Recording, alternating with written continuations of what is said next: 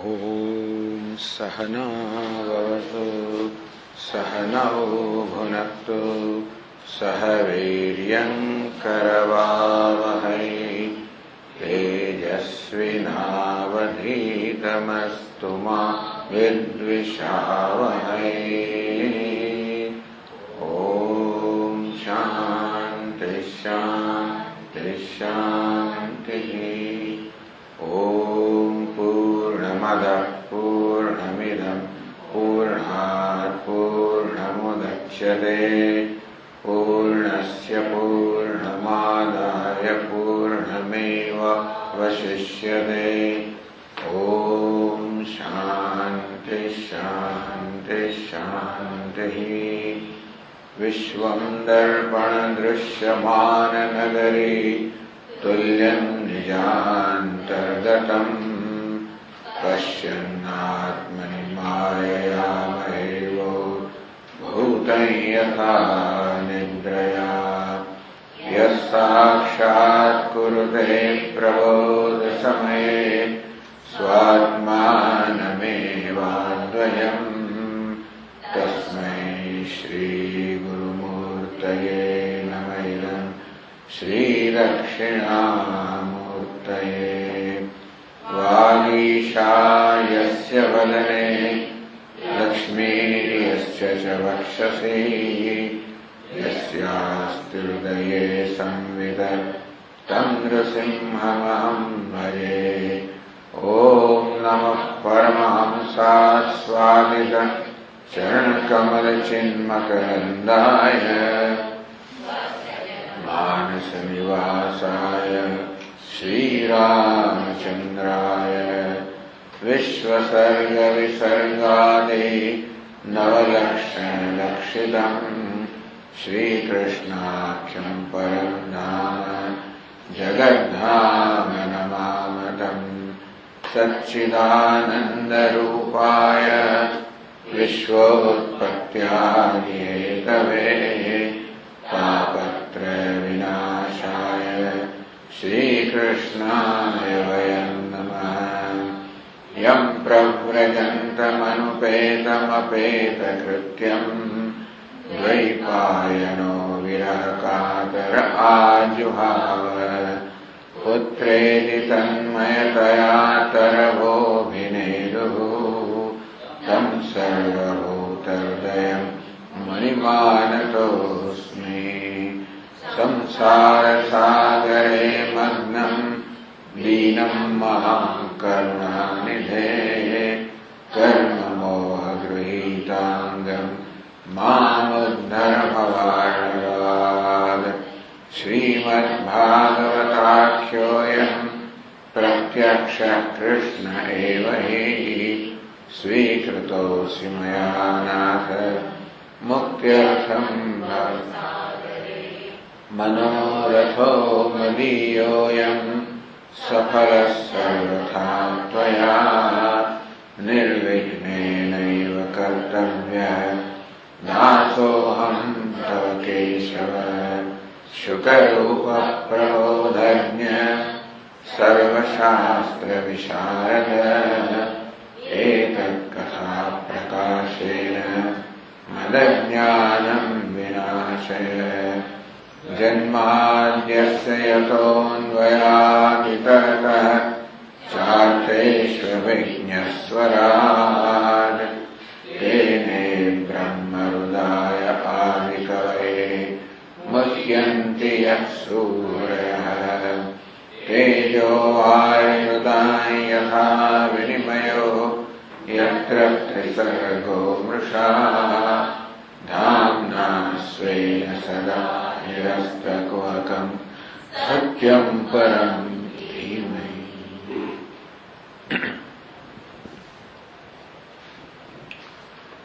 एकादश स्कंदમાં 20મો અધ્યાય ચાલી રહ્યો છે અને ઉદ્ધવે ભગવાનને પ્રશ્ન કર્યો છે કે ભગવાન પ્રશ્નો કર્યા છે. મુખ્ય તો એ જ કે ભગવાને બધા સમગ્ર જગતમાં ગુણ અને દોષનું દર્શન કરાવ્યું જેથી ગુણનું ગ્રહણ થાય, દોષનો ત્યાગ થાય. પછી છેલ્લે કહ્યું કે શ્રેષ્ઠ ગુણ તો એ છે કે ગુણ દોષ બંનેમાં દ્રષ્ટિ રહે જ નહીં, એ શ્રેષ્ઠ ગુણ છે. તો પ્રશ્ન કે ભગવાન આ શાસ્ત્રો જ આપણા ગુણ દોષ શીખવાડે છે, આ વિધિ, આ નિષેધ, આ કરવું જોઈએ, આ ન કરવું જોઈએ, દરેકમાં ગુણ દોષ તો દેખાડે જ છે, જેથી ગુણનું ગ્રહણ થાય, દોષનો ત્યાગ થાય. અને તો પછી આપ જે કહી રહ્યા છો એ તો જાણે કે વિરોધાભાસ છે. શાસ્ત્ર જ ગુણ દોષ શીખવાડતું હોય અને પછી શાસ્ત્ર જ એનો નિષેધ કરતું હોય. જે ભગવાને જ ગુણ દોષ શીખવાડે આગળ અધ્યાયમાં અને છેલ્લે એનો જ એની બાદબાકી કરી નાખી. તેમ શાસ્ત્રો આપણે કેવી શ્રવણ મનન કરવું જોઈએ, એ છોડી દેવું જોઈએ. ટૂંકમાં આ શાસ્ત્ર બંને વસ્તુ કરતું લાગે છે. ગુણ દોષ એનું દર્શન કરાવે છે, કોઈક વસ્તુ આપણને એનું વિધાન કરે છે અને પછી એનો નિષેધ કરે છે. આ કેમ સમજવું? એટલે ભગવાન એ કે છે હું ઘર ગૂંચવાઈ ગયો છું. શાસ્ત્રની આ શૈલી જોઈને હું ગૂંચવાઈ ગયો છું કે એક બાજુ કે આ કરો અને પછી કે છોડો. આપણને જેમ પેલો વાંસળો લેવાનું કે ઊંચે કૂદવા પડે, પછી છોડવાનું કે પકડો એ ખરા અને છોડો એ ખરા. આ બંને વસ્તુ સામે હું તો ગૂંચવાઈ ગયો છું. એટલે 208મા પાના પર 6થા શ્લોકથી ભગવાને જ્ઞાન યોગ, કર્મયોગ, ભક્તિ યોગ એનું નિરૂપણ કરવા માટે કે ભાઈ આ બધા યોગની જરૂર છે અને પછી ટૂંકમાં પહેલા કર્મની જરૂર છે અને પછી એ જ કર્મનો ત્યાગ થતો હોય છે. દરેક વસ્તુનો આ પ્રકારનું છે. યોગાસ્ત્રયો મયા પ્રોક્તા નૃણામ શ્રેયો વિદિત્સયા ન્યામ શેણો વિદિત્સયા. મનુષ્યોના કલ્યાણ માટે મેં આ શાસ્ત્રમાં 3 યોગ છે એ કહેલા છે. જ્ઞાનમ કર્મ છે, ભક્તિ છે. અજ્ઞાન યોગ, કર્મયોગ ને ભક્તિ યોગ, આ 3 યોગ મેં શાસ્ત્રમાં કહેલા છે. ન ઉપાયો અન્યોસ્તિ કુત્રચિત. એ 3 સિવાય બીજો કોઈ ઉપાય નથી જીવનનું કલ્યાણ કરવા માટે. નિર્વિણ્ણાનામ જ્ઞાનયોગ, ન્યાસીનામ યહ કર્મસુ, તેષ્વ નિર્વિણ ચિત્તાનામ કર્મયોગસ્તુ કામિના. 3 પ્રકારના યોગ કયા, એના માટેના અધિકારી કોણ છે? નિર્વિણ્ણાનામ જ્ઞાન યોગ, જેનામાં નિર્વેદ અર્થાત વૈરાગ્ય પ્રાપ્ત થયો છે એને માટે જ્ઞાન યોગ છે. કર્મસુ ન્યાસીનામ, જેમણે કર્મનો ત્યાગ કર્યો છે કે કર્મફળમાં વૈરાગ્ય પ્રાપ્ત થયો, એટલે કર્મફળને પ્રાપ્ત કરવાનું સાધન કર્મ અને પ્રત્યેમાં વૈરાગ્ય થયો. આમ જેણે સર્વ કર્મનો ત્યાગ કર્યો છે માટે જ્ઞાન યોગ છે. તિષુ અનિર્વિણ ચિત્તાના, તો પરંતુ જેમને આ કર્મો અને ફળમાં વૈરાગ્ય થયો નથી, કામ્યામ, જેમનો હજી કામનાઓ છે તે રાગદ્વેષ છે, કર્મયોગસ્તુ, તો જેમનો કામના છે, રાગદ્વેષ છે, એમનો કર્મયોગ. ટૂંકમાં શાસ્ત્રમાં બધા માટેની જોગવાઈ છે. દરેક સાધક માટે કે ભાઈ ગુણ દોષ રાગદ્વેષ છે તો કઈ વાંધો નહીં, એની માટે સાધન છે. એવું નહીં કે અમારા માટે તો બસ આ તમે રાગદ્વેષ નીકળી જાવ, એવું નથી. રાગદ્વેષ માટે કર્મયોગ છે, એ દ્વારા મનુષ્ય વૈરાગ્ય પ્રાપ્ત કરે, એ દ્વારા જ્ઞાન પ્રાપ્ત કરે, અથવા કર્મયોગ દ્વારા વૈરાગ્ય પ્રાપ્ત કરે, એ દ્વારા ભક્તિ પ્રાપ્ત કરે. આ બંને વસ્તુ થાય કે માણસ કયા પ્રકારનું હૃદય લઈને આવ્યો છે અને બુદ્ધિ લઈને આવ્યો છે એના પર આધાર રાખે છે.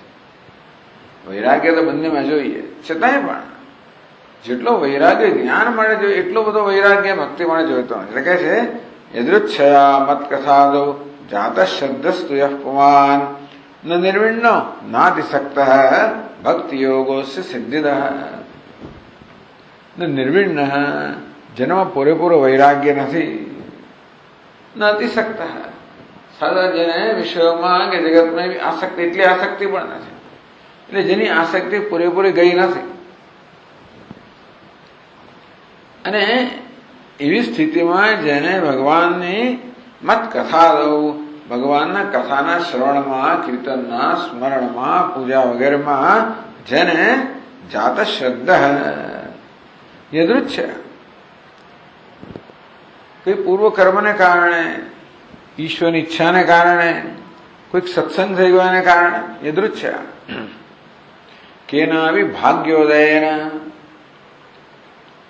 કોઈ રીતે જીવનમાં ભાગ્યનો ઉદય થયો, અંતેથી કંઈક સત્સંગ થઈ ગયો, એને કારણે એને ભગવાનની કથાના શ્રવણમાં રસ પડ્યો, કીર્તનમાં રસ પડે, પૂજામાં રસ પડે, જેવું જોઈએ. મને યાદ છે કેટલા વર્ષો સૌથી પહેલા પરમધામની અંદર, આ તો 1979 ની વાત છે કે 1900 માનું છું, હા 1980 હશે, પહેલી શિવરાત્રિ ત્યાં આગળ. ત્યારે એક ગોપાલકૃષ્ણ શાસ્ત્રી હતા, એમને બોલાવેલા, એ એક બે જણ લઈને આવેલા અને ત્યાં આગળ બધું ગોઠવણ કરેલી ને સ્ટેજ પર એ બધા રુદ્રાભિષેક કરે ને બધું એવી સુંદર રીતે એમણે કર્યું. અને જે રીતે ભગવાનને અર્ચના એવું કરે જોઈને એવું તો કેમ પ્રભાવ પડી ગયો કે આપોઆપ એમાં આપણો રસ જાગૃત થઈ ગયો કે આવી રીતે થાય. યદૃચ્છ કેનાપી ભાગ્યોદય, કોઈક ભાગ્યોદય છે, ક્યાંક કીર્તન તમે સાંભળો અને એમાં રસ પડે, શાસ્ત્રનું શ્રવણ કરો રસ પડે. આવો કોઈક ભાગ્યનો ઉદય થયો હોય તો શક્ય છે કે આ પ્રકારે ન નિર્વિણ્ય ન અતિશક્ત, અત્યંત નિર્વેદ, અત્યંત વૈરાગ્યની જરૂર નથી ભક્તિમાં. ભક્તિમાં થોડા રાગની જરૂર છે. કોને મળે? ભગવાન માટે. એટલે કથામાં કર્મ ખરું, શ્રવણ છે, કીર્તન છે, પૂજા, બધા પેલા તો બધા વૈરાગ્ય છે, પરંતુ આને આ બધામાં રાગ છે. એટલે ભગવાનમાં રાગ હોવાને કારણે એટલે એવો વિરાગ્ય નથી થઈ ગયો કે ભગવાનની કથાને પૂજા મળે વિરાગ્ય થઈ, એવું નથી થઈ ગયો. એટલે કંઈક રાગ હોય, એ રાગ ભગવાન નસીબ જોગે એ ભગવાન તરફ, ભગવાનની દિશામાં વળી ગયો. એટલે એને રાગ હશે જગતના વિષયોમાં કે જગતમાં, પરંતુ યદૃચ્છ કોઈક ભાગ્યોદયથી એ જ રાગ છે એ ભગવાનની દિશામાં વળી ગયો. અને જે પહેલા આ જગતની કથા સાંભળતો હવે એને ભગવાનની કથાના શ્રવણમાં રસ પડવા માંડ્યો. એટલે ભક્તિમાં કર્મ પણ છે, રાગ પણ છે. કર્મ શાને માટે છે? ભગવાનને ખુશ કરવા માટે. રાગ કોને માટે છે? ભગવાન માટે છે. જેનો કશો રાગ ના હોય એને માટે ભક્તિ નથી. એટલે ઘણી વાર તો વૈષ્ણવ લોકો એમ પણ કહે કે ભાઈ તમને જે તમે દુનિયાના ભોગ કરી શકો છો, ખાઈ પી શકો છો, મજા કરી શકો છો જીવનમાં, નહીં તો તમારા માટે નથી, તો તમને ભગવાનમાં શું રસ પડવાનો છે? ભગવાનને ભોગ ધરવામાં, ભગવાનના વસ્ત્રો પહેરવામાં, ભગવાન અલંકાર આ બધામાં રસ પડવો જોઈએ ને તમને. એવું કશો રસ તમને તો તમે એને માટે નથી. તો તમને પેલા જગતમાં રસ છે તો એ રસ છે જે એ આ ભગવાનમાં કેન્દ્રિત થઈ શકે. એટલે ભક્તિયોગ અત્યંત વૈરાગ્યવાન માટે, જ્ઞાનયોગ રાગી માટે, કર્મયોગ એ બંને વચ્ચે જેનામાં કંઈક રાગ પણ છે અને કંઈક વૈરાગ્ય પણ છે, પણ જેનામાં ભગવાનની કથા વગેરેમાં શ્રદ્ધા જન્મી છે એનો ભક્તિયોગ. હવે આગળ કહે છે 9મા શ્લોકથી. 9 શ્લોકોની અંદર હવે આપણને કર્મયોગની વાત કરે છે. સાવધિ, ક્યાં સુધી કર્મ કરવું જોઈએ? અવધિ સુધી. એટલે કર્મ પણ આપણને કરવાનું કહે છે અને પછી છોડવાનું પણ કહે છે. આમ દરેક સાધન વસ્તુ એવી છે કે પહેલા સાધનને ગ્રહણ કરવાનું હોય, એનું કામ પૂરું થાય છોડવાનું હોય. તો સાવધિમ અવધિ સહિત કર્મયોગમ નવભિ, 9 શ્લોકની અંદર આપણને કર્મયોગ કહેવામાં આવે છે. તો જો 9મા શ્લોકમાં કહે છે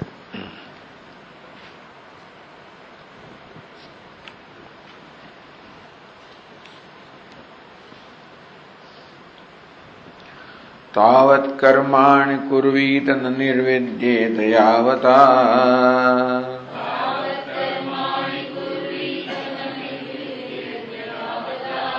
મત્કથા શ્રવણાદૌ વા શ્રદ્ધા યાવન્ન જાયતે.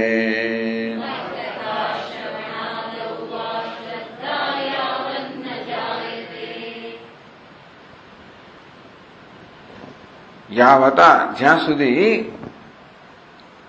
ન નિર્વિદ્યેત યાવતા જ્યાં સુધી નિર્વેદ એટલે વૈરાગ્ય બ્રાહ્મણ નિર્વેદમાયાત આ નિર્વેદ શબ્દનો મુંડકોપનો ઉપયોગ થયો નાસ્તે કૃતઃ કૃતેન પરીક્ષલોકાન કર્મચિતાન બ્રાહ્મણ નિર્વેદમાયાત કર્મથી પ્રાપ્ત થતા જે કે લોક છે આ ભૂ પૃથ્વીલોક પિતૃલોક સ્વર્ગલોક બ્રહ્મલોક સુધીના બધા લોક એટલે કે ત્યાં પ્રાપ્ત થતા ભોગ એ બધાની પરીક્ષા કરીને પરીક્ષલોકાન બધી પરીક્ષા એટલે પરિદહીક્ષણ બધી બાજુ આપણે એને જોઈએ એક બાજુ માત્ર નહીં આમ જગતના પદાર્થો આપણને સુખ આપતા જણાય જો બધી બાજુ ન જોઈએ તો પણ દુઃખ રહેલું છે ન જોઈએ તો એ સંસ્પર્શજા ભોગા દુઃખ યોન એવતે ભગવાન કહે કે આ જગતના વિષયોના સ્પર્શમાંથી જે સુખ જન્મે છે એ તો દુઃખનું કારણ છે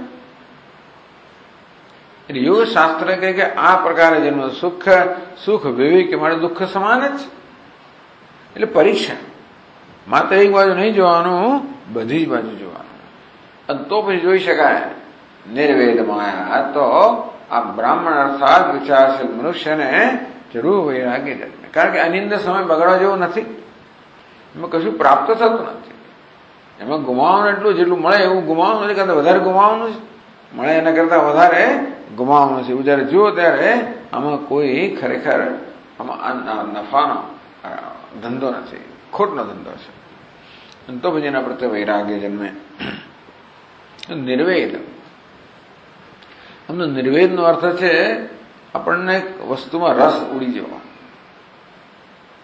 એના પ્રત્યે એક અભાવ થઈ જવો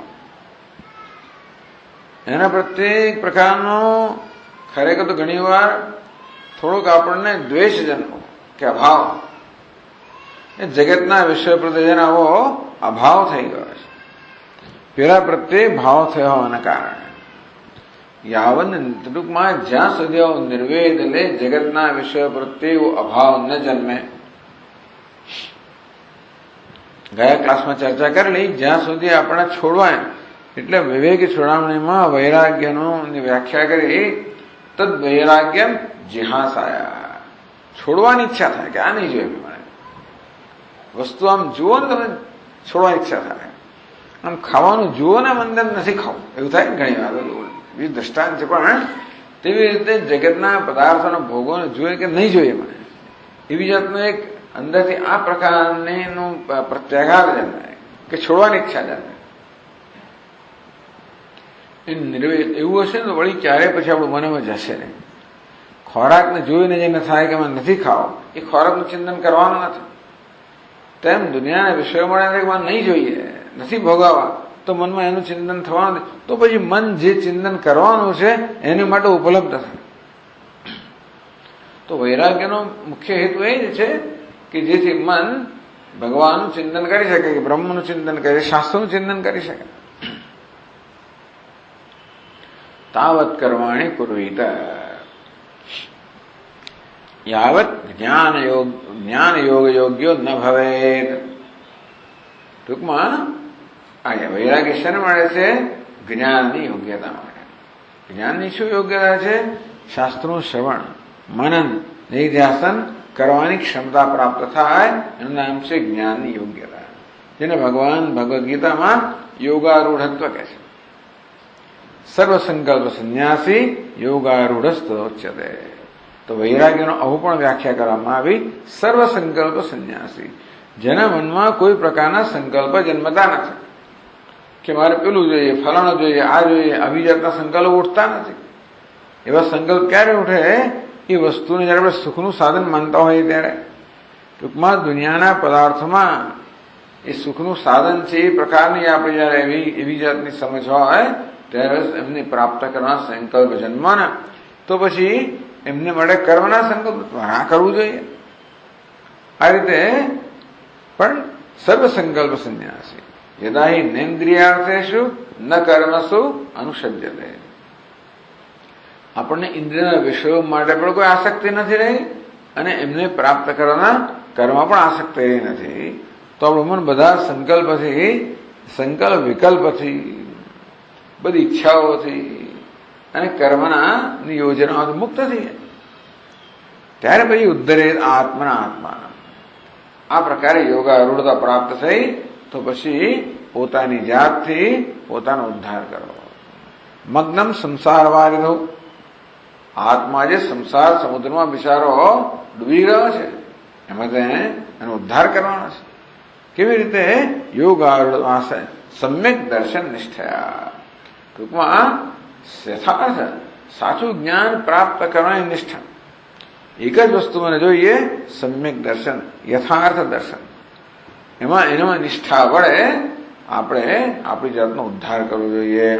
તો શાસ્ત્રોનું શ્રવણ વગેરે દ્વારા આ છે જ્ઞાન યોગની યોગ્યતા. અથવા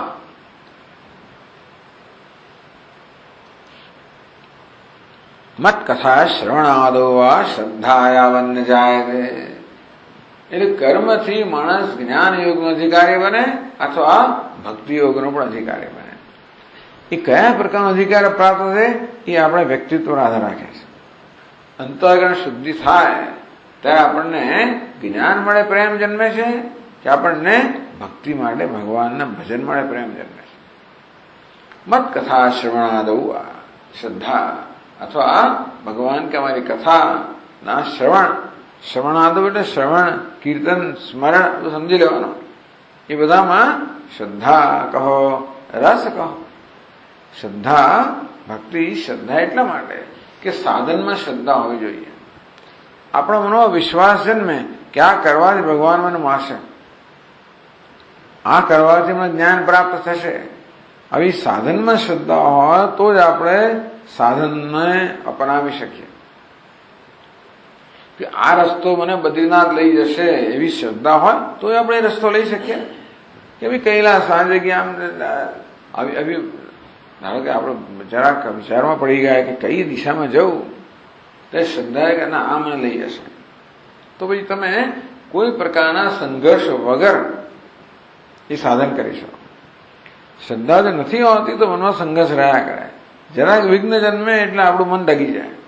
શ્રદ્ધા હોય તો ડગે નહીં. એટલે આમાં શ્રદ્ધા શબ્દનો પ્રયોગ થયો કે આપણને આવી શ્રદ્ધા જન્મે કે આ મને ભગવાનની પ્રાપ્તિ કરાવશે. મૂળ તો આપણને ભગવાનની પ્રાપ્તિ કરવી. એ ભક્ત છે ભગવાનની પ્રાપ્તિ કરવા માંગે છે, જે જ્ઞાની છે ભગવાનના ઐક્ય નું જ્ઞાન પ્રાપ્ત કરવા માંગે છે. પેલાને ભગવાનને તન્મયતા પ્રાપ્ત કરવી છે, એનું મન ભગવત આકાર બની જાય અને તન્મયતા પ્રાપ્ત કરે, એની સિદ્ધિ છે. જરા આ જીવ બ્રહ્મના ઐક્યને જ્ઞાનને પ્રાપ્ત કરાવી છે, એની સિદ્ધિ છે. એટલે કેટલાકને પેલામાં જ રસ હોય. ટૂંકમાં આ વસ્તુ, આ જીવ બ્રહ્મ ઐક્ય ને આ બધું નિર્ગુણ આમાં રસ પડે જ નહીં. એટલે બધા ભક્તના આચાર્ય બધી વસ્તુને ઠુકરાવે છે કે આ બ્રહ્મ તો ભગવાનની શક્તિ છે. સગુણ બ્રહ્મ શ્રેષ્ઠ છે અને નિર્ગુણ બ્રહ્મ ભગવાનની શક્તિ છે એવું કહેવામાં આવે. અને તેથી કઈ જ્યાં આગળ ભગવાન, જ્યાં સૌંદર્ય, માધુર્ય, સૌષ્ઠ આ બધું ના હોય એને શું કરવાનું કે એવો ભગવાન કેવો? ત્યાં જ્યાં આગળ આવી રીતે સૌંદર્ય હોય, આનંદ હોય, પ્રેમ હોય, માધુર્ય હોય વગેરે, તો એ ભગવાન બરોબર છે. આ તો બસ શાંત રસ, જેમાં કશું જ નથી, એમાં એમને રસ પડે જ નહીં. જયારે પેલા એ લોકોને આમાં રસ પડે, એને આ બધા રસ ના પડે. આ શું કકડાટ, આ બધું શું માથાકૂટ. એને નથી ત્યાં બધી વસ્તુઓ પર જવામાં એને ઈચ્છા થાય. એટલે આમાં કઈ ચડિયાતું ઉતરતી એ બધી ચર્ચાઓ ચાલ્યા જ કરશે. કોઈ આમાં ચડિયાતું ઉતરતા આમાં તો કહ્યું નથી. ભગવાને કોઈ જે તમને રસ પડે ખરો.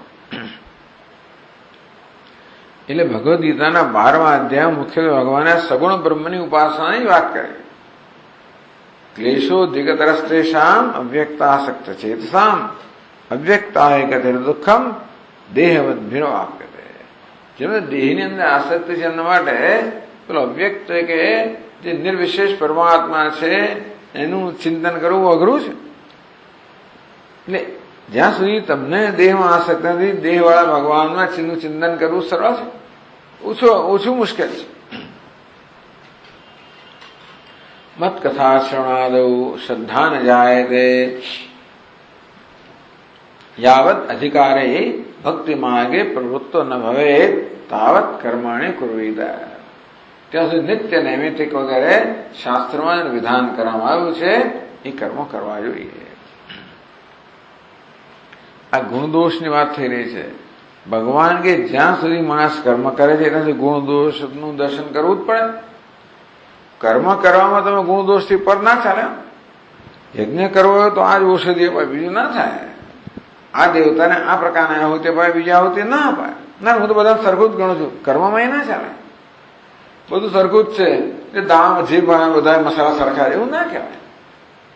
હવે આ શાકમાં મસાલો નંખાય, આ તમે પાપડી કે બનાવો અજમો નંખાય, પેલા બધામાં ના નંખાય, અને એમાં ધાણા જીરું નંખાય, પેલા એટલે બધી વસ્તુ બધામાં ના નંખાય. અને તેથી એ તો કર્મ જયારે કરવાનું હોય ત્યારે તો ગુણદોષ જોવા જ પડે. ગુણદોષથી પર ત્યાર ના થવાય.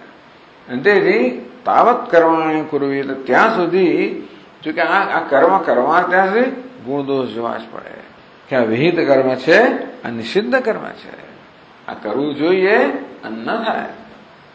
એ બધું ઠીક છે. વેદાંત લોકો સબ મિથ્યા है, फिर क्या बात है? મિથ્યા છે જે કરવા એ સરખું જ છે ને. મિથ્યામાં શું ફેર પડે? એમ કે લોકો આ મિથ્યાત્વનો આશ્રયને પછી પોતાનું ગમે તે પ્રકારના વર્તન જે છે એને સમર્થન આપતા હોય છે. એટલે બધું અપરિપક્વતા છે. પણ કહેવાનો વાત એ છે કે જ્યાં સુધી વ્યવહાર કરીએ છીએ તે વ્યવહારની અંદર ગુણદોષ જોવાનો હોય જ.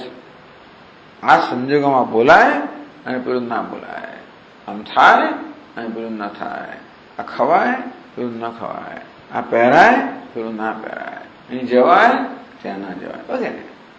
તો તાવત કર્મ એટલે ભગવાન કહે છે કે જ્યાં સુધી આ કર્મ છે ત્યાં સુધી એ આપણે જોયું ગઈકાલે તો ગયા ક્લાસમાં કે કર્મમાં અધિકાર ત્યાં સુધી ગુણદોષ 100% જોવાના. જ્યારે તમે આ જ્ઞાન કે ભક્તિના અધિકારી બનો ત્યારે ભાઈ થોડા થોડા જોવાના કે ભાઈ પેલું આવું કર્મ વ્યવહાર નથી કરવાનો. એટલે જ્ઞાન યોગને વરડા માણસે બહુ વ્યવહાર કરવાનો નથી. એ પણ શ્રવણ મનમાં લાગેલો હોવાને કારણે એને કશું કરવાનું નથી. બધું ભિક્ષાટન કરવાનું હોય. ભક્તિમાં લાગેલા માણસ એ ભગવાનના ભજન રૂપી કર્મ કરે, કીર્તન શ્રવણ કે પૂજા રૂપી કર્મ કરે. એનું કોઈ વ્યવહારનું કર્મ નથી કરવાનું. એમાં ગુણદોષની બહુ ચિંતા નથી કરવાની. એને માત્ર ભગવાનને કેમ ખુશ કરવા એટલા ગુણદોષની ચિંતા કરવાની, બાકી નહીં. એટલે જયારે જ્ઞાન ને ભક્તિનો અધિકારી બન્યો ત્યારે ગુણદોષ સ્વલ્પ જીવાના હોય. અને ભક્ત પૂરેપૂરો બની ગયો, યોમદ ભક્ત સમય પ્રિય, કે જ્ઞાની બની ગયો ત્યાર પછી એટલે ટૂંકમાં એને જ્ઞાનિષ્ઠ બન્યો. પછી એને એ ગુણદોષથી પર થઈ ગયો. એટલે પહેલી અવસ્થા કઈ છે? વ્યવહારની અવસ્થા, કર્મયોગની અવસ્થા, જ્યાં બધા ગુણદોષને ધ્યાનમાં લેવામાં આવે.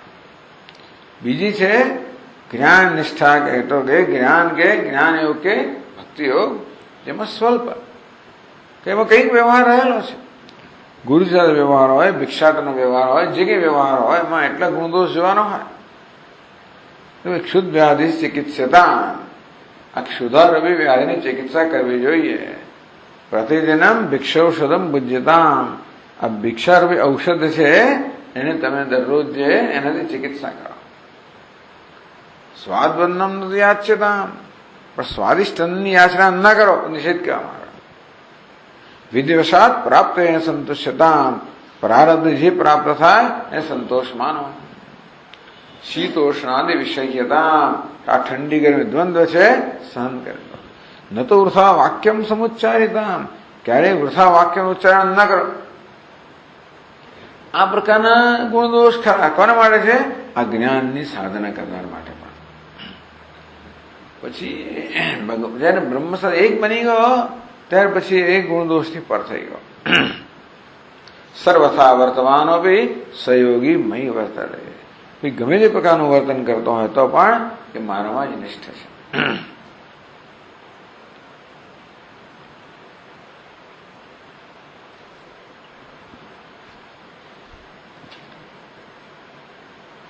કર્મયોગિના જ્ઞાન ભક્તિ ભૂમિકા આરોહ પ્રકારમાં. આ કર્મયોગી કેવી રીતે જ્ઞાન કે ભક્તિની ભૂમિકાને કેવી રીતે આરોહ કરે છે, કેવી રીતે આરૂઢ થાય છે, ત્યાં સુધી કેવી રીતે ઉન્નતિ કરે છે એનો પ્રકાર આપણને કહે છે પછીના શ્લોકમાં, 10મા શ્લોકમાં છે.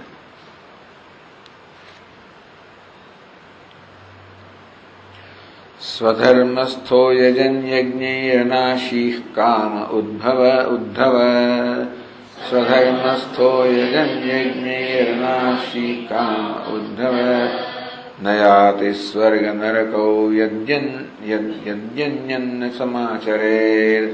નયાતિ સ્વર્ગ નરકૌ યજ્ઞન્યન્ન સમાચરેત.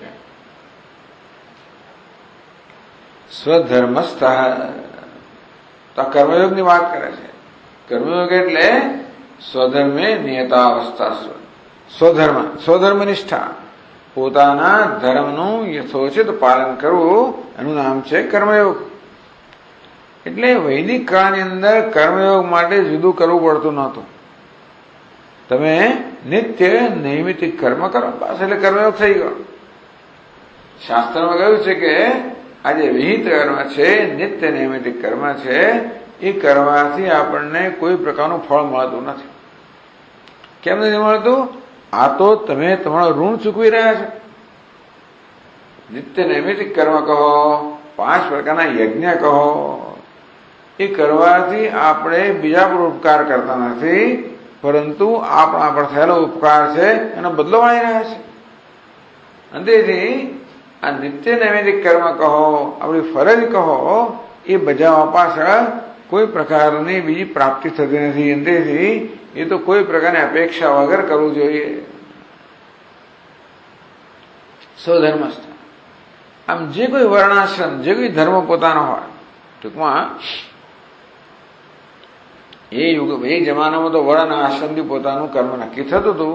પણ હવે જે સંજોગોમાં આપણે હોઈએ, જે પ્રકારનો વેશ આપણે ભજવવાનો હોય, આમ દરેક સંજોગોમાં કોઈનો કોઈ વેશ આપણે ભજવવાનો હોય.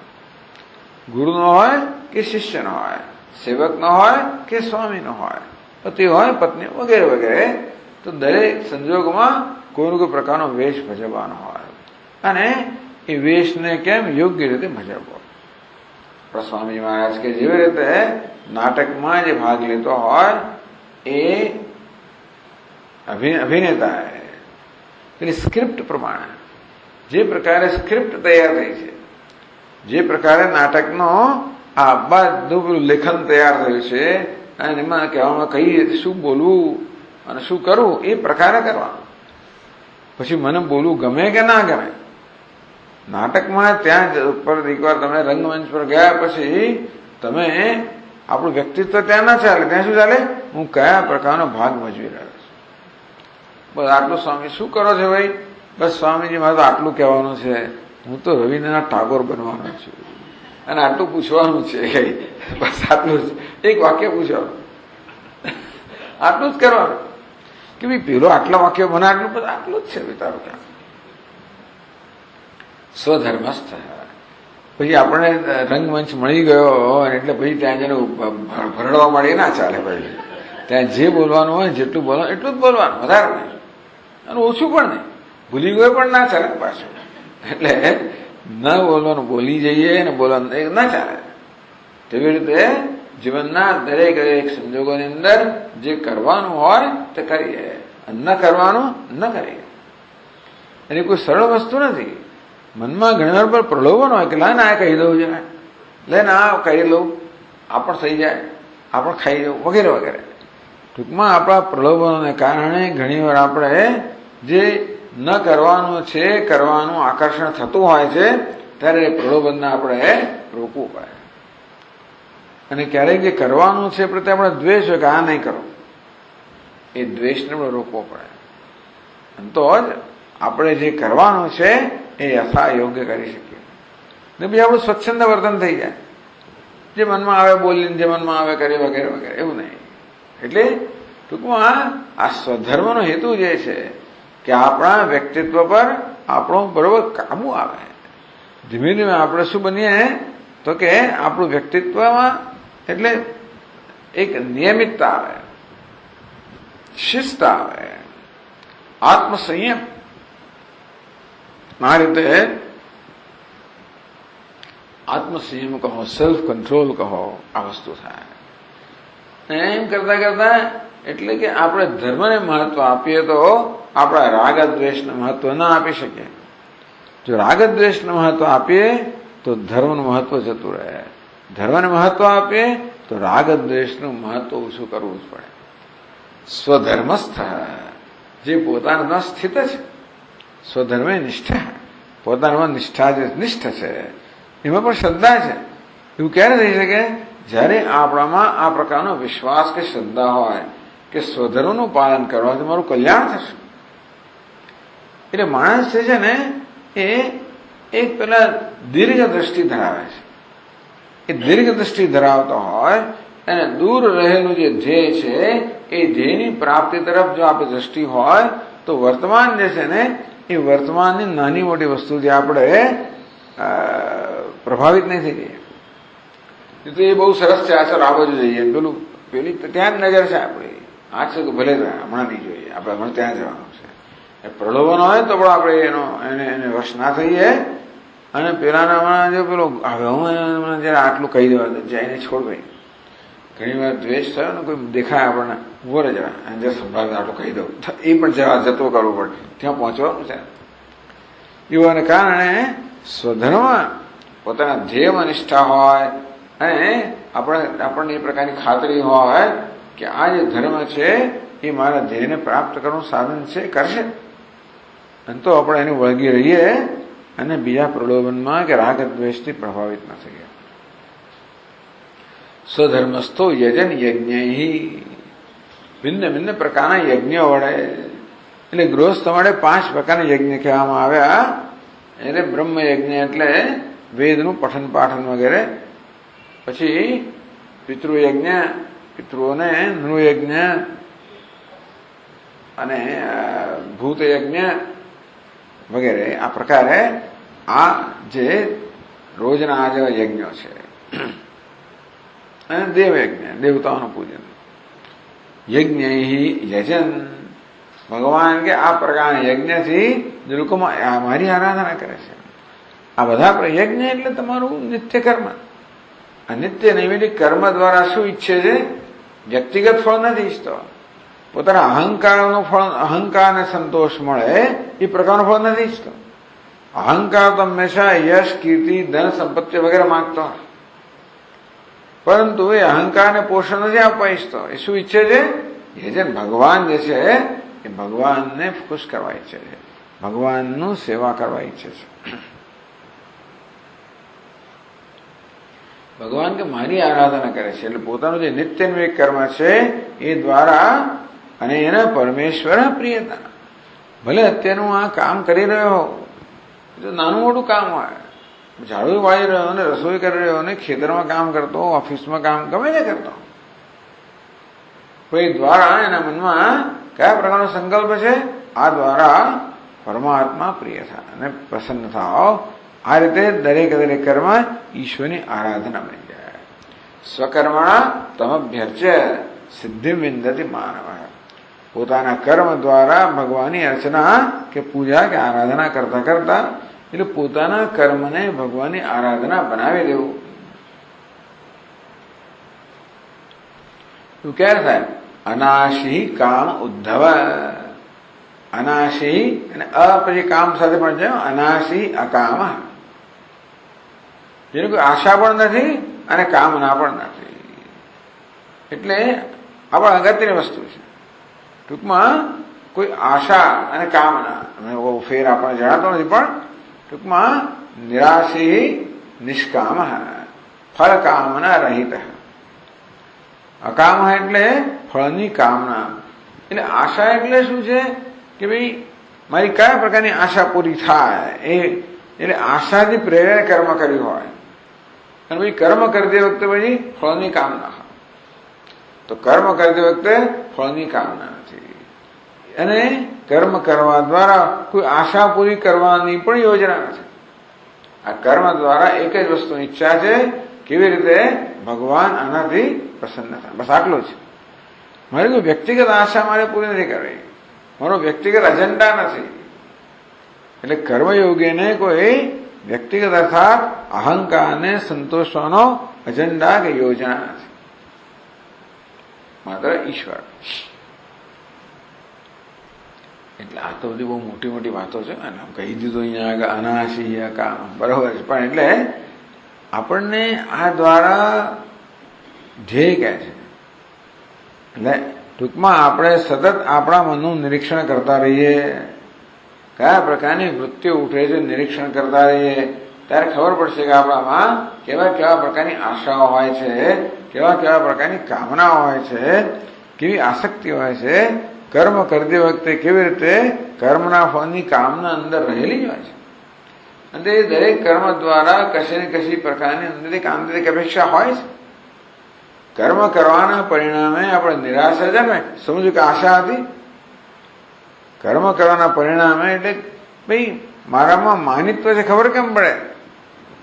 આપણને ધારો કે આપણે લાગણી ખવાય, સમજો કે માનિત્વ છે. નિરાશા જન્મે, સમજો કે આશા હતી. અને એટલે હર્ષ શોક જન્મે, સમજો કે રાગ દ્વેષ હતો. એ પરથી આપણે આપણા મનની વૃત્તિઓને સમજતા જઈએ અને ધીમે છોડતા જઈએ. આ રીતે ધીમે ધીમે ધીમે આપણે આશાથી અને કામનાથી મુક્ત થતા જઈએ. હવે આ કર્મ એના માટે એક બહુ જ ઉત્તમ તક છે. કર્મ વસ્તુ એવી છે કે કર્મ કરવાનો પ્રારંભ કરીએ એટલે તરત આશા અને કામના જો હોય તો આપોઆપ પ્રગટ થઈ જાય, રીતે અંદર રહેતી હોય છે. આશાઓ અને કામના હોય ને ખબર ના પડે આપણને, પણ એમને પ્રગટ કરવાનો કયો ઉપાય છે? કર્મ. કશું કરવાનું આવે એટલે તરત પ્રશ્ન થાય કે શા માટે કર, હા મારું શું, મને શું હશે, તરત મન પ્રશ્ન કરે એટલે ખબર હા જો આ જાતની આશા રહેલી છે, આ કામના રહેલી છે. કર્મ કરતી વખતે પણ આપણા મનની વૃત્તિનું નિરીક્ષણ કરતા હોઈએ તો ખબર પડે કે કઈ વસ્તુ મહત્વની છે. આ કર્મ કરતી વખતે કર્મ મહત્વનું છે કે કર્મથી મળતો લાભ મહત્વનો છે? મારું મન શેનું ચિંતન કરી રહ્યું છે, કઈ વસ્તુને મહત્વ આપી રહ્યું છે? આમ કર્મ કરવાથી મળતો લાભ મહત્વનો હોય તો કર્મનું મહત્વ ઓછું થઈ જાય, અને તો બીજી કર્મમાં બાંધછોડ થાય. પણ કર્મ લાભ મહત્વ ના હોય તો કર્મ બાંધછોડ ન કરીએ. એટલે તો કર્મ આપણું જેવી રીતે વિધાન કર્યું છે, જે સ્ક્રિપ્ટ છે એ પ્રકારે જ કર્મ થાય, અને તો એ ભગવાનની આરાધનાનું સાધન બને. એ ઉદ્ધવ આવો જે કર્મયોગી છે, જેને ફલ કામના રહિત સ્વધર્મસ્થ યજ્ઞ મામ આરાધયન, મને ભગવાનની સ્વકર્મણા તમભ્યર છે, પોતાના કર્મથી ઈશ્વરની આરાધના કરતા કરતા સિદ્ધિને પ્રાપ્ત થાય. કયા પ્રકારની સિદ્ધિ? ન યાતિ સ્વર્ગ નરકો યદિ અન્ય ન સમાચરે. આમ પોતાને નિયત થયેલું કર્મ આચરણ કરતા કરતા અન્યત નિષિદ્ધમ ન સમાચરે. બીજું ધ્યાન રાખવાનું કે નિષિદ્ધ કર્મ ન થઈ જાય. એટલે જે આપણું વિહિત કર્મ કરતી વખતે પણ કર્મની આસક્તિ ના હોય, બીજી અપેક્ષાઓ ના હોય, સાથે સાથે આપણે ધ્યાન રાખીએ કે આપણાથી નિષિદ્ધ એટલે અયોગ્ય કર્મ ના થાય, ન કરવા યોગ્ય વસ્તુ ના થાય. કરવા યોગ્ય વસ્તુ યોગ્ય રીતે થાય અને ન કરવા યોગ્ય વસ્તુ ન થાય. यदि अन्यन्न समाचारे तो પછી નયાતિ સ્વર્ગ નરકો. તો આ સાધક હવે સ્વર્ગ કે નરકમાં જવાનું. તો ક્યાં જવાનું? મોક્ષ મળવાનો માર્ગ છે. આમાં આ ત્રણ ગતિ કહેવામાં, સ્વર્ગની એક ગતિ, નરકની બીજી ગતિ, ત્રીજી ગતિ કઈ છે? યદ ગત્વા નિવર્તનતે. એ ત્રીજી વસ્તુ છે.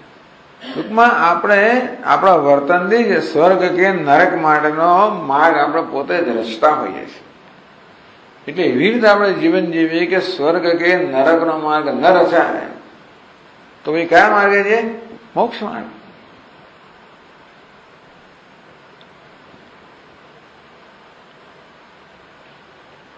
જે નરકયાનમી દ્વેધા ભવતી.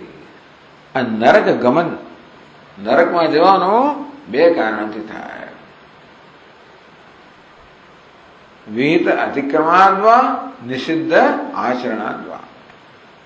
બે વસ્તુ, બે પાપ હતા. ટૂંકમાં નરક ક્યાંને શાને કારણે મળે? પાપને કારણે. પાપ બે રીતે થાય. વિહિત અતિક્રમણ, જે કરવાનું છે ન કરીએ, અને અથવા નિષિદ્ધ આચરણ, ન કરવાનું છે કરીએ. આ બંને વસ્તુ પાપ જન્માવે છે. એમની માટે આ કારણે જે કરવાનું છે ન કરવું એ પણ પાપ છે. કારણ કે આપણી ફરજ છે. જેને માટે આપણને નિયુક્ત કરવામાં આવ્યા છે એ ન કરીએ તો પોલીસ કે મેં તો કઈ કર્યું, એટલે તારે કરવાનું તો ના કરે. આ જગ્યાએ માણસ બચાવવાનો હતો, આમ કરવાનું, એ ન કરે તો ભાઈ પાપ કહેવાય, એને માટે ગુનો કહેવાય. કોઈને માટે ટૂંકમાં જે વસ્તુ માટે આપણે નિયુક્ત કર્યા હોય એ કરવાનો જયારે પ્રસંગ આવે ન કરીએ તો પાપ લાગે, અને ઉલટું કરીએ તો પાપ લાગે. એ તો સ્પષ્ટ છે. એટલે બે રીતે પાપ લાગતું હોય છે. જે કરવાનું છે ન કરવાથી, જે ન કરવાનું છે કરવાથી. એ સ્વધર્મસ્થ, એ પોતાના ધર્મમાં નિષ્ઠ છે. જે કરવાનું છે કરે છે, અંતેથી પાપ ના લાગે, પાપથી બચી જાય. અને યદિ અન્યત ન સમાચરે, નિષિદ્ધ કર્મનું આચરણ ન કરીએ એટલે નરક માટેના પાપ ઉત્પન્ન કરનારા બંનેમાંથી મુક્ત છે. નિષિદ્ધનું આચરણ નથી કરતો માટે પાપ ના લાગે, અને પોતાનું કર્મ કરે જ છે માટે પાપથી બચી જાય. અંતેથી નરકમાં જવાનું ના રહે. તો સ્વર્ગમાં જવાનું ના રહે એનું શું કારણ? તે તત્ર સ્વધર્મ સત્વા નિષિદ્ધ વર્જના નરકમ નયાતિ નિષ્કામત્વાત સ્વર્ગમપી નયાતિ. આ સ્વર્ગ ક્યારે મળે? પુણ્ય પ્રાપ્ત થાય ત્યારે. કયા પ્રકારનું પુણ્ય? સકામ કર્મ કરવાને કારણે જે પુણ્ય પ્રાપ્ત થાય એને માણસને સ્વર્ગની પ્રાપ્તિ થાય. એટલે ભગવાને કહે ને, યજ્ઞૈરિષ્ટ્વા સ્વર્ગતિમ પ્રાર્થયંતે. 9મા અધ્યાયમાં કહે છે કે યજ્ઞનું આરાધના કરીને સ્વર્ગની પ્રાપ્તિ છે. ત્રૈવિદ્યામાં સોપાહ પૂત વગેરે વગેરે. ટૂંકમાં ભગવાન કે યજ્ઞ કરતી વખતે એ લોકોની આશા છે અને આસક્તિ છે. તમે શું જોઈએ? સ્વર્ગ જોઈએ. તો બી સ્વર્ગ જવાનું. એટલે સકામ કર્મ કરવાથી, સકામ પુણ્ય કર્મ સકામ ભાવે કરવાથી સ્વર્ગની પ્રાપ્તિ થાય. નિષિદ્ધ કર્મ કરવાથી નરકની પ્રાપ્તિ થાય. પણ આ કેવો છે? અનાશી અકામ, અને આશા પણ નથી, કામના પણ નથી. હવે એ આશા ને કામના ક્યારે ના હોય? સતત આપણે વિવેક કરવો પડે. કામના તો છે, એ તો કર્મયોગની જરૂર જ નથી. એનામાં આશા ના હોય, કામ તો વૈરાગ્ય છે, તો કર્મયોગની જરૂર નથી. પણ એનામાં છે ખરી કામના, આશા છે ખરી, પરંતુ એ આશાને તાબે થતો નથી. એનું મન તો કામના કરે છે. કર્મ કરતી વખતે મન તો કામનાઓ પ્રસ્તુત કરે, રજૂ કરે કે ભાઈ આ કર, આના માટે કર. પરંતુ એ પોતાની કામનાને કે આશાને તાબે થતો કે નહીં, હું આ કામનાથી પ્રેરણા નહીં કે આશાથી પ્રેરણા નહીં કરું. મારે તરત મનને વળી પાછું ભગવાનની આરાધના માટે છે, યાદ કરવા ભગવાનની આરાધના માટે છે. મારે પેલું છોડ. આશાને કામનાઓ છે તો જ કર્મયોગ છે. પણ જયારે કહેવામાં આવે કે આશાને કામના વગર કરે છે, એનો અર્થ એ થયો કે આશા અને કામનાને એ સમર્થન નથી આપતો. અને જ્યાં જ્યાં આશા એ કામના જન્મે ત્યાં પ્રતિપક્ષ ભાવનાથી ઈશ્વરની આરાધનાની વૃત્તિ સ્થાપિત છે. અન્નમ યોગ. યોગ એટલે સતત આપણી નકારાત્મક વૃત્તિઓ છે એને દૂર કરતા કરતા જે વિધેયાત્મક હકારાત્મક વૃત્તિઓ છે એને સ્થાપિત કરવી. અન્નમ યોગ. તો જ રજસ તમસ છે, રાગ દ્વેષ છે, ધીમે દૂર થતા જાય, અને સત્વ છે એ સત્વ ધીમે ધીમે એમાં વૃદ્ધિ થતી જાય.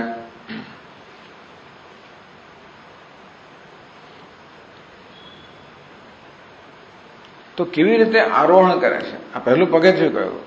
હવે બીજા શ્લોકમાં કહે છે,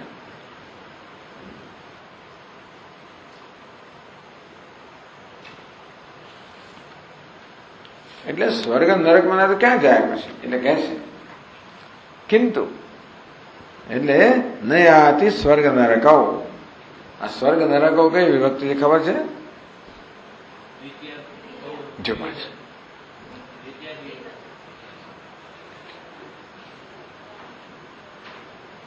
કેમ દ્વિતીયા કેમ છે? નરકૌ તો ખરો પછી તો પહેલી પણ હોય ને. નરકૌ છે તો પ્રથમા પણ હોય દ્વિતીયા પણ હોય. તો નરકો દ્વિતીયા છે એવું કેમ?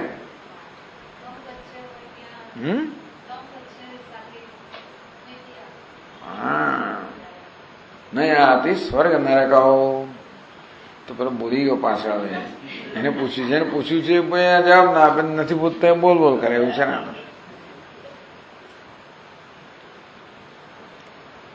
બરાબર. તો પછી કિંતુ યાતિ જો સ્વર્ગ નરકમાં ન જતો હોય તો પછી એ ક્યાં જાય છે એવો પ્રશ્ન થાય ને. એ પ્રશ્ન ઉત્તર પછીના શ્લોકમાં આપે છે.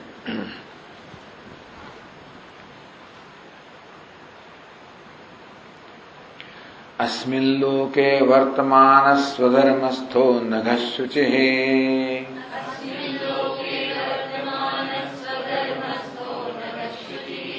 જ્ઞાનમ વિશુદ્ધમાપ્નોતિ મદ્ભક્તિમ વા યદૃચ્છયા.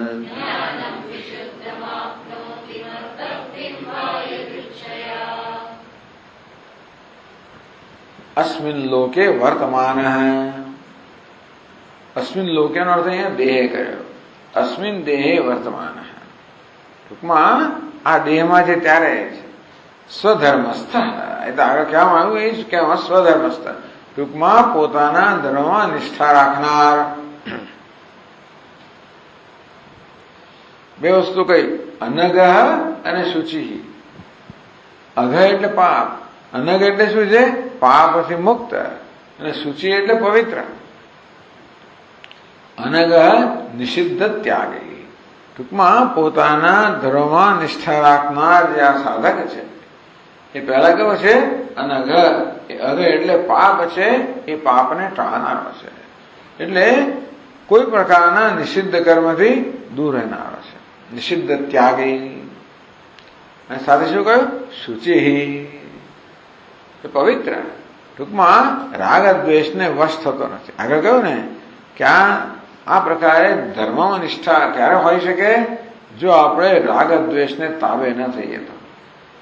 રાગ દ્વેષ તો સતત દેખા દેતા હોય છે અને આપણા મનને પ્રભાવિત કરવાનો, નિયંત્રિત કરવાનો સતત પ્રયત્ન કરતા જ હોય છે. પણ આપણે રાગ દ્વેષથી નિયંત્રિત ન થઈએ અને આપણું મૂલ્ય છે એ મૂલ્યને મહત્વ આપીએ, ધર્મને મહત્વ આપીએ. એટલે અનઘ શુચિ. શુચિ નિવૃત્ત રાગાદિ મલહ. એમ કરતા કરતા એ પાપથી મુક્ત થઈને રાગ દ્વેષ રૂપી અશુદ્ધિથી મુક્ત થયો જાય એ શુચિ. પવિત્ર થતો જાય. આમ કર્મયોગ આપણને પવિત્ર બનાવે. આંતરિક પવિત્રતા, આંતરિક શુદ્ધિ કહો કે આંતરિક પવિત્રતા કહો, બહુ જ મહત્વની વસ્તુ છે. આ જ છે આનું સાધના. જેનું શું કરવાનું છે? આપણે આંતરિક શુદ્ધિ કે આંતરિક પવિત્રતા પ્રાપ્ત કરવાની છે. શુદ્ધિ કહો કે પવિત્રતા કહો. અશુદ્ધિ કઈ છે? રાગ દ્વેષ. તો ષડ વિપવા, કામ, ક્રોધ, લોભ, મોહ, બધા માત્સર્ય વગેરે કહેવામાં આવ્યું. આ છ શત્રુઓ કહો કે પછી આ બધાને રાગ દ્વેષ, આ બધાનું છેવડે સરવાળો રાગ દ્વેષમાં છે. તો રાગ દ્વેષ એ અશુદ્ધિ છે. એટલે એ અપવિત્ર બનાવે છે આપણને. રાગ અને દ્વેષ બંને વસ્તુ આપણને અપવિત્ર બનાવે. બંને આપણી પાસે પાપ કર્મ કરાવે. રાગ હોય ને આસક્તિ હોય એટલે પક્ષપાત થઈ જવાનો, એટલે બીજાને અન્યાય થાય. દ્વેષ હોય તો પણ બીજાની હિંસા થાય. આથી રાગથી અન્યાય થાય એટલે પણ હિંસા થાય, દ્વેષથી તો સીધે સીધી હિંસા થાય. આ રીતે શુચિ ટૂંકમાં નિવૃત્ત રાગાદિમલ. આ યોગની ભાવનાથી કર્મ કરવાને કારણે ધીમે ધીમે મન જે છે એ રાગ દ્વેષ રૂપી મળથી મુક્ત થતું જાય. પુમાન જ્ઞાનમ વિશુદ્ધમાપ્નોતિ મદ ભક્તિમ વા યદૃચ્છયા વ્યવહારિક ગમે તે પ્રાપ્ત થાય. આ રીતે કર્મયોગ દ્વારા જયારે આપણું અંતઃકરણ શુદ્ધ બનતું જાય અને આંતરિક પવિત્રતા પ્રાપ્ત થતી જાય તો આપણે કયા માર્ગે જઈશું? બંને માર્ગ છે, જ્ઞાન માર્ગ પણ છે, ભક્તિ માર્ગ છે. એટલે કે ક્યાં તો જ્ઞાન વિશુદ્ધમાં આપનોતી યદૃચ્છયા, પાછું કહ્યું યદૃચ્છયા એટલે કેનાપી કોઈ પણ પ્રકારના આપણાથી શુભયોગ છે, કોઈ પ્રકાર આપણો એવો આપણી જે પ્રારબ્ધ છે એ પ્રારબ્ધ કહો ભાગ્ય, કેનાપી ભાગ્યોદય, કોઈ પ્રકારના ભાગ્યનો ઉદય થાય યદૃચ્છ, એટલે ભાગ્યનો ઉદય થવાનો જ છે. એટલે આ શંકરાચાર્ય મહારાજ કેનોપનિષદમાં જેને સંસ્કાર વિશેષ કહે છે. એટલે કયા પ્રકારના સંસ્કાર જાગૃત થશે? આ અંતઃકરણ સાત્વિક બનશે એટલે ક્યાં તો જ્ઞાનના સંસ્કાર છે જાગૃત થશે અથવા ભક્તિના જાગૃત. એ જૂના પરથી યાદ રાખે, ટૂંકમાં આગળ કયા પ્રકારની સાધના કરેલી છે. અંતેથી ભગવાન જેમ 6ઠ્ઠા અધ્યાયમાં કહે છે ને કે ભાઈ હા પૂર્વાભ્યાસે હિયતે શિવશોપી સહ, આની છેલ્લો પૂર્વનો અભ્યાસ જે પ્રકારનો કર્યો હોય એનાથી આપોઆપ જ બધું ખેંચાય. હિયતે શિવશોપી સહ અવશ્ય, તો પોતાની ઈચ્છા વગર જ એ આપોઆપ જ ખેંચાય. અંતેથી પૂર્વાભ્યાસ એટલે ટૂંકમાં પૂર્વજન્મમાં કયા પ્રકારનો અભ્યાસ કરેલો છે, કયા પ્રકારના સંસ્કાર અંદર રહેલા છે. રાગદ્વેષને કારણે આ સંસ્કાર જે છે ને એ સંસ્કાર પોતાનો પ્રભાવ જન્માવી શકતા નથી. બધામાં જ્ઞાનના કે ભક્તિના સંસ્કાર છે, પરંતુ એ સંસ્કાર પ્રભાવ નથી જન્માવી શકતા રાગદ્વેષની પ્રબળતાને કારણે.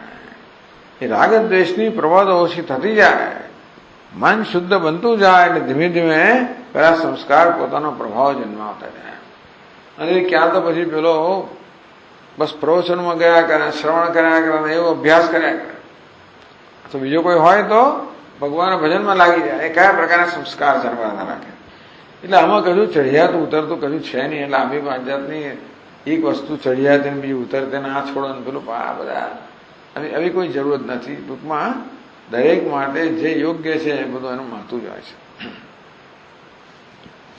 હંમેશા જ્ઞાન વળા કે છોડ, વિવેક છોડામણીમાં કે બધું છોડ, પૂજા પણ છોડ, પેલું છોડ, પેલું છોડ, બરોબર. અને પેલામાં જાય તો પેલો આને છોડી દે, ભક્તિમાં જાય એટલે બરોબર. પણ છેવટે તો ગમે તે એકની અંદર આપણે નિષ્ઠા હોય એવું પણ જરૂર નથી કે એક એટલે બીજું હોય જ નહીં. એટલે જ્ઞાન મળે ભક્તિ હોય જ નહીં, ને ભક્તિમાં જ્ઞાન એ બધું જ હોય જ ખરેખર. તો એવો કોઈ એક જ માર્ગ નથી કે નાનું જ્ઞાન જ છે ને ભક્તિ છે જ નહીં, અને ભક્તિ છે ને જ્ઞાન છે જ નહીં, એવું કંઈ હોતું નથી. પણ એકનું પ્રાધાન્ય હોય, એ વિચારશીલ એકનું વિચારનું પ્રાધાન્ય છે, બીજામાં ભાવનાનું પ્રાધાન્ય છે. તો ભક્તિ ક્યારે હોય? આપણું ભાવનાશીલ હૃદય હોય ત્યારે એ ભાવનાનું પ્રાધાન્ય ભક્તિમાં આવે. જ્યારે વિચારનું પ્રાધાન્ય હોય ત્યારે જ્ઞાન માર્ગ. બંને મળે સાત્વિકતા જોઈએ. સાત્વિકતા આવે ત્યારે ભાવનાશીલ વ્યક્તિ હોય આપોઆપ જ ભગવાનના ભજન વગેરેમાં એને વધારે રસ પડે. એટલે મધુસૂદન સરસ્વતી કહે છે કે આ જે વૈરક્ત લોકો છે ને બે પ્રકારના હોય છે. એક મૃદુ કોમળ હોય અને બીજો કઠોર હોય. એટલે આ બંને વૈરાગ્ય તો ખરો, પણ જયારે ભગવાનની કથા ચાલતી હોય, કીર્તન ચાલતું હોય, ભજન ચાલતું હોય, બંને જઈને બેસે, પેલાની આંખમાંથી આંસુ વહેવા માંડે, એને આમ રોમાંચ થવા માંડે. કોણ છે? પેલો મૃદુ છે ને એને. પેલો કઠોર છે બેસે શાંતિથી, એને કેવું જાજી અસર ના થાય.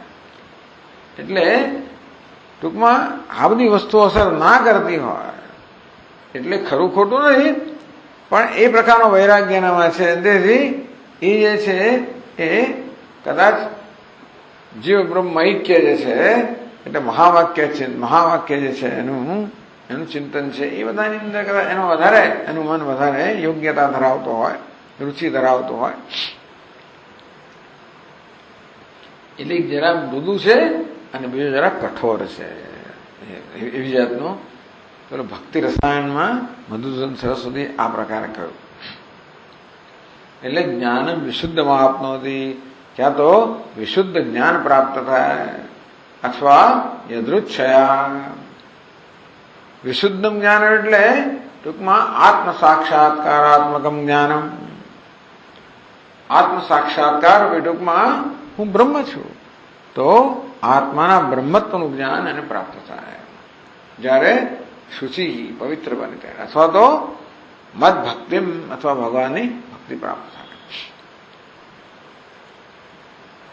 આમાં યદૃચ્છયા ભક્તિ સાથે જોડે છે ટીકાકારો. આમ તો યદૃચ્છયા બંને લાગુ પડે, છતાં યદૃચ્છયા મદ ભક્તિમ, જો ખરેખર યદૃચ્છા હોય, ભગવાનની ઈચ્છા હોય, મહાન ભાગ્યોદય હોય તો જ ભક્તિ પ્રાપ્ત થાય એમ કરે ને. એટલે એ કહે છે કે કેવલ જ્ઞાનાદપી ભક્તે દુર્લભતામ દ્યોતય.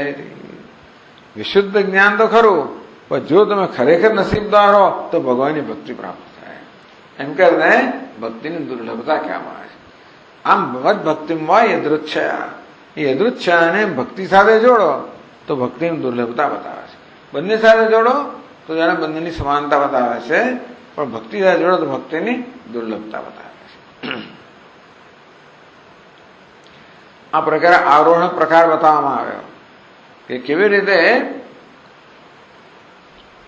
યોગની ભાવ કર્મ કરવાથી સ્વર્ગ નરક તો ના જવાય, તો ક્યાં જવાય કે વિશુદ્ધ જ્ઞાનની પ્રાપ્તિ થાય અથવા ભગવાનની ભક્તિ પ્રાપ્તિ થાય. ઓમ